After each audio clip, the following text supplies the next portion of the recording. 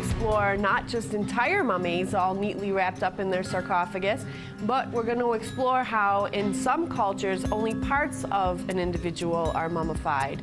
On the end here you do see two Egyptian mummies. These are just the heads of two Egyptian individuals.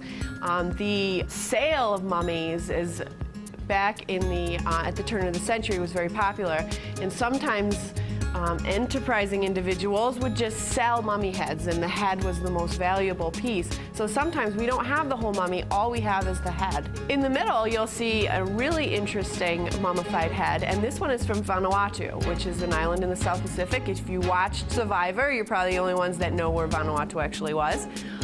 But the people of Vanuatu would make these skulls as memorials to their ancestors.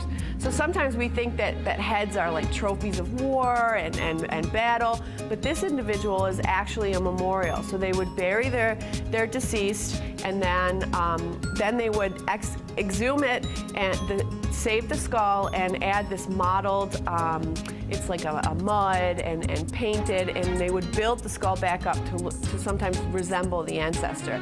So it's not a war trophy, it's actually a memorial of one's family member. And next you'll see another interesting mummified head, and this is a trophy. This one's called a Munduruku trophy head, and the fascinating thing is that this exhibit made its first debut at the Pan American in 1901 in Buffalo. This trophy head was exhibited there. So it's been on exhibit in Buffalo before.